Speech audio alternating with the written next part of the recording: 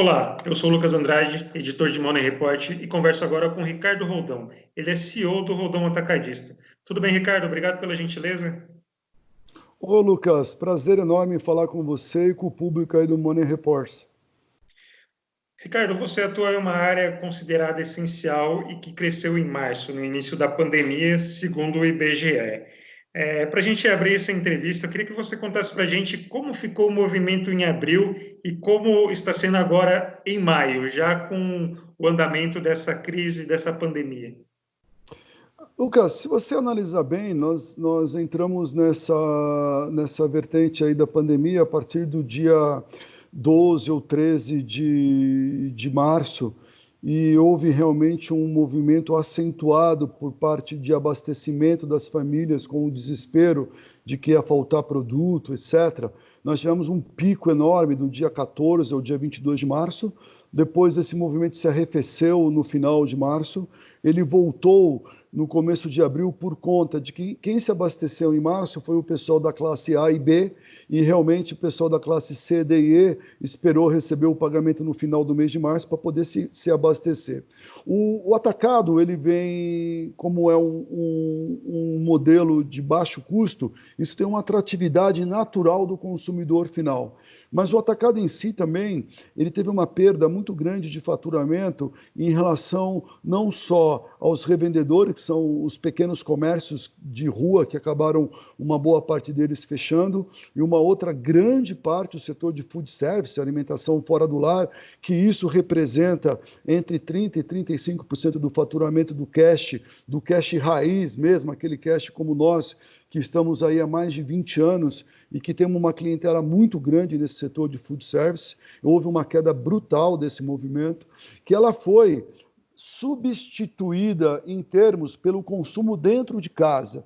Então, para o nosso telespectador entender, nós tivemos uma queda aí de 50% a 60% de produtos voltados para o food service e tivemos aí um crescimento de 30% a 40% dos produtos consumidos dentro de casa.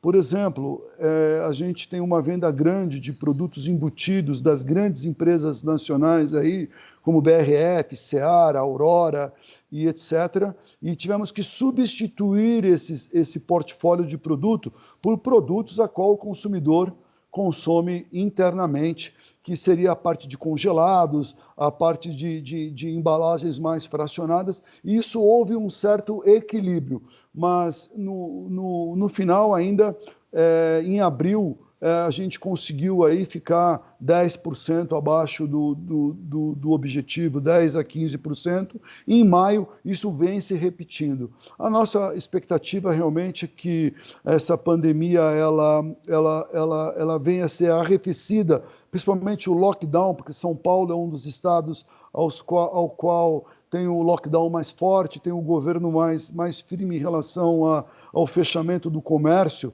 e a gente acredita que isso se arrefecendo em junho, julho, essa curva volte a partir dessa data e vai atingir a normalidade do movimento do food service em torno de dezembro ou janeiro do ano que vem. Se alguém estiver falando alguma expectativa menor do que 7, 8 meses, eu acredito que está olhando para a bola de cristal. Então, só para a gente entender o cenário, o atacarejo geralmente ele é mais resiliente à crise, mas quando a gente fala em crise, as atividades ainda continuam, só que a gente está nessa situação que, como você destacou, esses pequenos varejistas tiveram que fechar as portas por um tempo. Uhum. Então, assim, essa mudança do consumidor, isso acabou compensando, como você falou. E aí vocês precisaram se ajustar. Como que foi esse processo? Como foi o entendimento para poder fazer esses ajustes com as operações em andamento?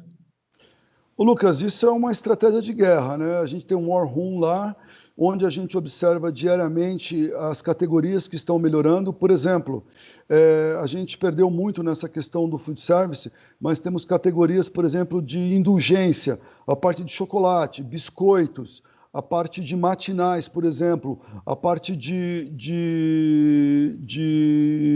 eu vou falar mais popularmente, dos sucrilhos, onde é uma indulgência para a criança que está em casa, não está indo para o colégio, o consumo dessas categorias subiu vertiginosamente. Por exemplo, hoje, as pessoas que estão em casa, elas estão consumindo café aonde? Dentro de casa. Se as pessoas estivessem trabalhando, elas não teriam, nem estariam tomando tanto café, ou leite em pó, ou biscoito, ou chocolates, ou essa parte que eu coloquei que são de comidas congeladas, entendeu? Então, essas categorias, elas acabaram ajudando a equilibrar o faturamento, não só do cash, óbvio, do cash and carry, do atacado, mas como também teve uma boa recuperação dos hipermercados, como teve uma boa recuperação dos supermercados de vizinhanças, que com essas categorias ajudaram com que o consumidor fizeram com que o consumidor consumisse mais e acabaram ajudando. E um outro perfil que está acontecendo dentro da pandemia é que essas pessoas elas estão preferindo ir mais em locais com menos aglomeração, em locais perto das suas casas, então isso vem beneficiando o mercado local e também fazendo com que espalhasse um pouco o consumo, entendeu? Está dando um equilíbrio do consumo. Você vê o hiper voltando a crescer, o mercado regional voltando a crescer também, você vê os mercados de vizinhanças crescendo. Então, esse movimento faz com que toda a estratégia voltada para o consumidor final, que todas essas empresas de varejo de alimento façam uma estratégia voltada para esse consumidor final, principalmente quando a gente olha o consumidor, primeiro, da segurança para eles na loja. Ele tem que ir numa loja onde ele se sinta seguro, uma loja extremamente limpa, organizada, onde tem o colaborador limpando o carrinho dele com álcool gel, onde tem a disponibilidade para ele limpar álcool em gel. O Roldão, ele colocou proteção em todos os checkouts, em todas as balanças do Roldão. Hoje você visita as lojas, tem uma barreira de proteção de acrílico entre o cliente e o nosso colaborador. O Roldão também, antes disso virar lei, ele disponibilizou máscaras para todos os colaboradores, mesmo a gente ouvindo em lojas de que alguns clientes perguntavam ainda o porquê que o nosso funcionário estava usando máscara. Isso foi uma decisão difícil, mas foi extremamente necessária para também proteger os nossos colaboradores e que com isso a gente tem praticamente o nosso número de infectados é zero aí numa população de 5 mil pessoas. Então, já projetando para um cenário pós-pandemia, isso vai ser um diferencial, eu não sei se seria um diferencial ou essencial para o consumidor, para esse pequeno varejista, na hora que ele for fazer a compra, ele vai priorizar um lugar onde ele se sinta seguro? Não, sem sombra de dúvida. E o perfil do consumidor também está mudando. Ele está indo menos vezes ao ponto de venda, está fazendo compras maiores, tanto é que o ticket médio de toda a categoria vem subindo, onde ele quer se abastecer para ele ir menos vezes no ponto de venda, ele vem buscando embalagens econômicas, packs promocionais, ele passa a adquirir um volume maior de produto. Esse consumidor também, a mudança da pandemia vai trazer, eu acabei de ver os dados da Nielsen fresquinhos, numa apresentação antes de estar falando com você, onde mostra que vão ser duas coisas importantes. Ele vai manter a sua despensa mais cheia e ele vai manter o hábito que ele adquiriu durante a pandemia da higienização de mãos, da lavagem de mão, do álcool gel, da limpeza de superfícies dentro da sua casa. Então a gente acredita que essa categoria de limpeza e higiene não vai ser só o boom, ela vai continuar com um consumo alto pelas famílias. Então isso é um índice muito importante desse estudo da Nielsen, que mostra que realmente categorias como indulgência também vai crescer durante a pandemia. A pós-pandemia volta ao normal, mas a única categoria a qual que eles estão apostando que não volta depois da pandemia são categorias relacionadas à higiene e limpeza. Essas realmente vieram para ficar e vai continuar um consumo muito alto. Falando internamente nas operações do Roldão Atacadista, que ajustes vocês fizeram, principalmente para proteger o funcionário, para ter esse atendimento funcionando normalmente, né? Já que o setor de atacarejo, a atuação de vocês é considerada uma atividade essencial. Que cuidados vocês adotaram e estão tomando nesse cenário? Então, Lucas, foi o que eu disse no primeiro, nós temos 220 pessoas na nossa matriz, e de imediato todas essas pessoas foram para home office, continuam em home office. A gente disponibilizou luvas, máscara, álcool, gel para todos os colaboradores.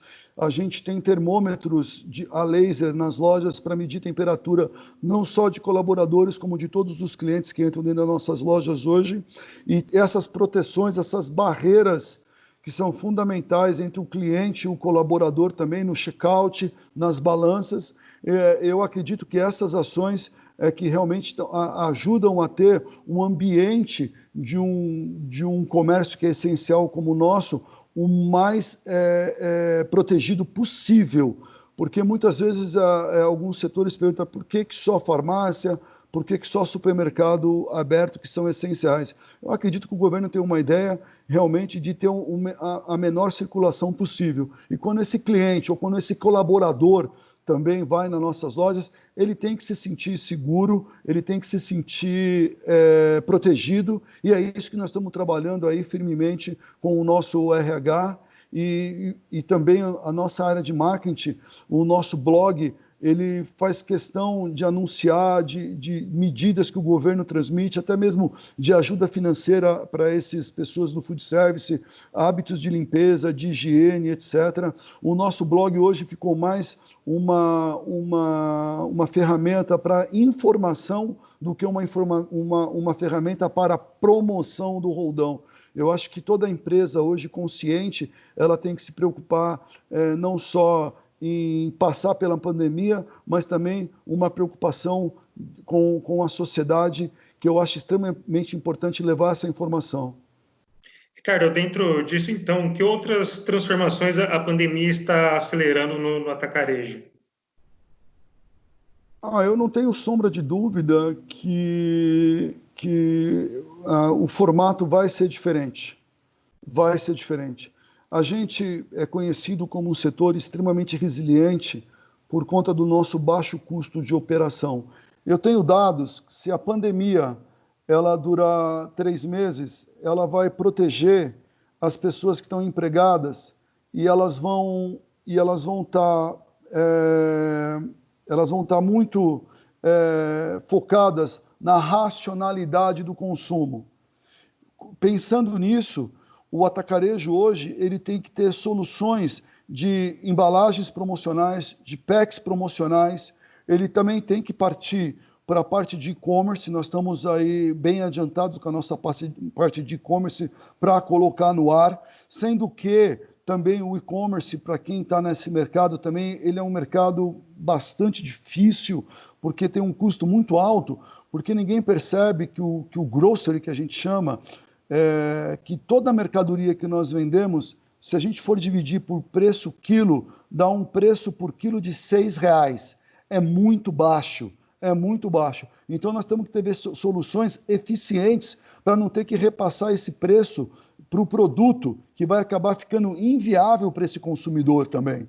E como a gente prevê o segundo semestre muito duro, com aumento de desemprego, com queda de renda e com as famílias cada vez mais com poucos recursos, elas vão ter que ser completamente racionais.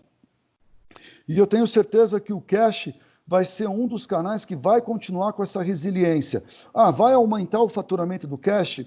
Eu acredito que não, justamente por causa desse poder de renda que vem acontecendo. O que a gente vai tentar conseguir manter é o que nós estamos fazendo hoje, 10, 15, 20% abaixo do nosso orçamento, que eu acho que, diante do que a gente vê outros setores, está de bom tamanho por passar por uma pandemia. Quando a gente fala de investimentos no cash, nós temos que fazer com muito cuidado. Hoje é um momento ao qual todas as empresas, não só o cash, têm que preservar muito o caixa da companhia. Então, eu acredito que mesmo dentro do nosso setor, eu faço parte da ABAS, da Associação Brasileira do Atacado de Autosserviço, e a gente conversa com todo mundo do setor e a gente vê que está todo mundo em compasso de espera está todo mundo em compasso de espera para ver o que vai acontecer no segundo semestre. Nós vamos ter restrições financeiras e restrições orçamentárias por parte da família muito, muito grande, e se isso se estender para mais de 6 meses, nós vamos estar olhando um desespero financeiro da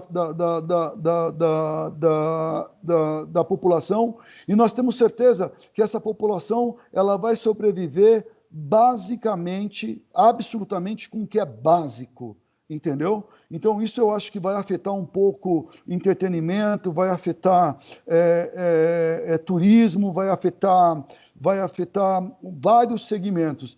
E as pessoas vão estar muito mais preocupadas, como eu disse no começo, a estarem com as suas despensas cheias e com os seus produtos de proteção pessoal na base da higiene e da limpeza também abastecidos. Então, eu torço muito para que a gente tenha uma cura rápida dessa doença, que se coloque uma vacina em tempo recorde aí, porque só assim a gente vai conseguir voltar a uma normalidade.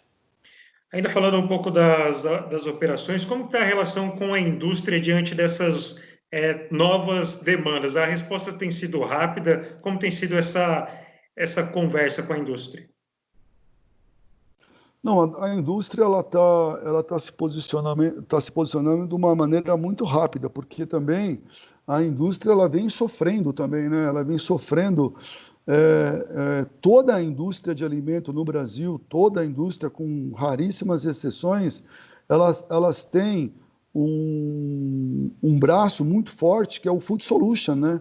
Você pega grandes empresas como Unilever, Nestlé, todas elas, JBS, BRF, ela tem um braço muito grande que é o food service.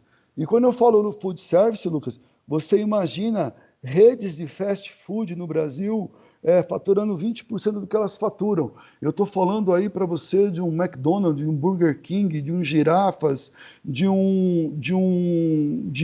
empresas que são muito grandes e que fazem um volume muito grande. Então, todas essas indústrias estão tendo que virar rapidamente os seus canhões para prover soluções de consumo dentro de casa. Então, muitas delas estão fazendo isso de uma maneira mais rápida, outras não tão rápido. Eu acredito que essas indústrias vão sofrer um pouco mais com essa queda de faturamento do food service. A gente no grupo tem uma indústria de lácteos também considerável, onde em janeiro 80% do nosso volume era voltado para o food service. A gente agora em abril conseguimos reduzir isto para 60%. E eu acho que nos próximos 6 meses, ou a gente consegue fazer essa dependência do food cair para 40%, ou senão a gente também corre um grande risco de passar por dificuldades.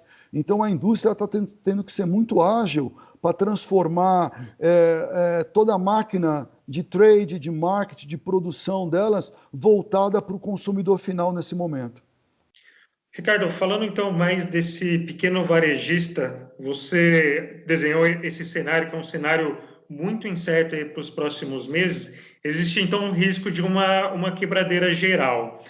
Qual que é o papel das grandes redes para preservar esse ecossistema? O que precisa ser feito aí? E aí eu incluo o poder público. O que precisa ser feito para evitar uma quebradeira geral nos próximos meses? A Abrazel, o Lucas, que é a Associação Brasileira de Bares e Restaurantes, o presidente já disse que tem 1 milhão de operadores nesse mercado no Brasil. Ele falou que em junho ou julho, 300 mil deixarão de existir, infelizmente. Esse número também está muito em linha com o número da China, que 30% dos restaurantes na China foram fechados. Eu acredito muito que hoje as grandes empresas, assim como o Roldão, têm um papel social enorme, enorme de estar ajudando essas empresas. Então, o Roldão está fazendo um trabalho muito forte com os fornecedores, onde nós estamos dando preferência, primeiro, para as indústrias nacionais, segundo, para os pequenos produtores. Se você tem uma ideia, essas empresas tinham empresas de factoring, de FIDICs, que antecipavam esses títulos no mercado, empresas que tinham opção de 4, 5 FIDICs, hoje não tem nenhum FIDIC para trocar os seus títulos. O Roldão tem parceria com uma empresa chamada Quantas, que é uma empresa de FIDIC, em que a nossa ordem foi para eles, descontem, antecipem pela melhor taxa do mercado todo e qualquer fornecedor do Roldão que precisar de capital. E a gente está conseguindo. A gente, em abril, a gente tinha um volume de 30 milhões, nós elevamos esse volume, junto a Quantas, para 50 milhões de reais. Para quê? Para não prejudicar esse pequeno fornecedor que hoje está passando dificuldade. Agora, quando eu vejo o papel social, o Roldão vai lançar uma campanha junto aos nossos fornecedores, incentivando a compra do mercado local. A gente estamos fechando aí já vários relógios pela cidade, principalmente essas publicidades nas zonas mais periféricas da cidade, pedindo para a população que compre no comércio local, que privilegie esse pequeno comerciante, até mesmo criando voucher para pequenos restaurantes na região onde a pessoa estava acostumada a comprar, que está fechado, para incentivar e manter esse cara vivo até a volta da abertura do lockdown. Então, são ações como esta que fazem com que a gente colabore com esses comerciantes e empreendedores que são a raiz do Roldão. O Roldão começou por esses pequenos comerciantes, e o Roldão atende uma gama de pequenos comerciantes gigantesca. E é o nosso papel social, de alguma maneira, ajudá-los e suportá-los até que isso passe. E em relação a ONGs, a institutos, o Roldão vem apoiando muito fortemente uma ONG chamada Caça Fome, onde eles estão fazendo um trabalho espetacular. A gente já conseguiu, aí, em doações, atingir em torno de 150 mil cesta básica, que já atendeu 600 mil pessoas nos lugares mais periféricos de São Paulo. E o nosso objetivo, até o final da pandemia, é atingir 6 milhões de pessoas com essa ação. Então, eu deixo até aqui o convite aberto para quem quiser conhecer o Caça Fome, que é um trabalho espetacular, capitaneado por um grande empresário, Daniel Ribeiro, que a gente está fazendo com que isso realmente chegue na população mais pobre. Porque eu mesmo, pessoalmente, eu fui fazer essa doação no último sábado. Nós, num dia, distribuímos 800 cestas básicas, e eu pude ver em loco o que essa comunidade está sofrendo. E eu acho que é um papel nosso, da liderança desse país, ajudar um pouco nesse momento difícil que nós estamos passando, que eu acho que o Cândido Bracher disse muito bem, caiu um meteoro na Terra, ninguém estava esperando isso. Eu acho que são ações como essas que a gente ajuda a minimizar a dor dessa população. Você estava falando de IBGE no começo da nossa entrevista, saiu o índice do IBGE sobre desigualdade no Brasil. Nós temos que levar em conta que 50% da população vive com R$ 15 por dia e 10% vive com R$ 3,47 por dia. E se essa pessoa não tiver um emprego dela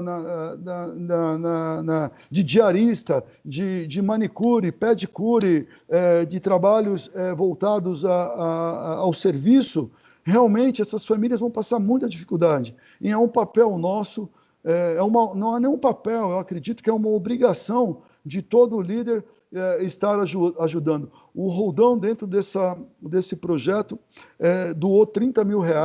Num outro projeto da Desenvolve São Paulo, nós doamos também 1.000 cestas básicas, e nós estamos ajudando todo mundo que queira fazer doação de cesta. Nós estamos criando cestas básicas dentro do Roldão, de acordo com o valor que o cara tem para gastar. Estamos produzindo praticamente de maneira personal cada cesta para doação. E eu acho que pequenos empresários, gente que tem condição, se a gente não pode ajudar o país, tudo bem, é impossível. Se não pode ajudar seu estado, também é impossível, eu acredito. Não dá para ajudar a cidade, eu entendo, mas procure ajudar quem está na sua rua. Se você pode ajudar lá, comprando uma cesta básica e doando para um vizinho que está com uma dificuldade, isso já é uma grande ajuda. E eu acho que as grandes marcas, as grandes empresas, elas vão ficar conhecidas pelas empresas que não viraram as costas para a sociedade nesse momento e pelas empresas que estão olhando para o bem social. Então, para a gente fechar essa entrevista, Ricardo, qual que é a sua percepção do legado dessa crise? Ela reforça, então, esse lado social de não permitir a piora do cenário, de ter uma situação ainda pior nos próximos meses em relação a desemprego e principalmente em relação à fome? Com certeza, o Roldão emprega 5.000 pessoas, a gente vai inaugurar mais uma loja daqui 30 dias, vamos empregar mais 250 pessoas. Eu peço para os empresários que possam, mantenham os seus funcionários, mantenham os seus colaboradores. E eu peço também para que quem possa procure, de uma maneira inteligente, gerar riqueza, gerar emprego. O Caça-Fome, para você ter uma ideia, Lucas, está empregando várias costureiras para fazer máscaras na sociedade.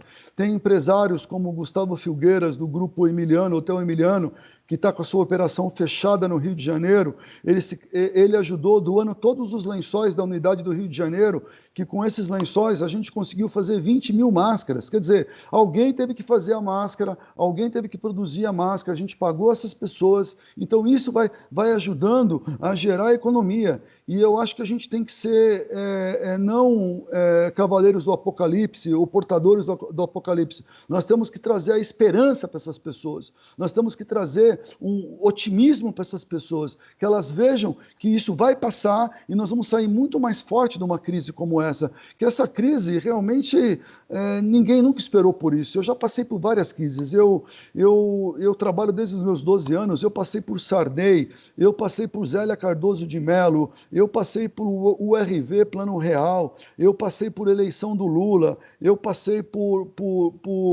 subprime, eu passei pela crise da Dilma em 2014, mas não tem nenhuma crise como essa. As crises anteriores, as pessoas continuavam na rua consumindo ou menos ou mais, mas dessa vez, gente, não tem gente na rua, dessa vez está fechado, dessa vez mudou completamente o cenário. Mas eu vejo com muito otimismo, eu acho que nós vamos sair dessa crise muito mais humanos, muito mais solidários, muito mais, eu acredito que nós vamos olhar valores em pequenas causas, e a gente vai começar a dar muito valor realmente à nossa sociedade, vamos dar muito mais valor o ambiente que a gente vive e tentar, de alguma maneira ou de outra, transformar esse país num país muito melhor. Ricardo, muito obrigado, agradeço a sua gentileza em conversar conosco, responder as nossas dúvidas. Prazer foi meu, Lucas, muito obrigado, um abraço a todos aí do Money Report, são pessoas muito queridas, muito amigas e que fazem um papel fundamental aí de estar trazendo a informação em real time. Eu queria até falar que eu leio primeiro os posts do Money Report do que o Valor e do que o Estadão. E eu acho isso maravilhoso, que já vem ali uma série de colocações e matérias essenciais para a tomada de decisão no dia a dia. Vocês estão de parabéns como canal. Obrigado novamente. O Money Report conversou com Ricardo Roldão, CEO do Roldão Atacadista. Obrigado pela atenção e até a próxima.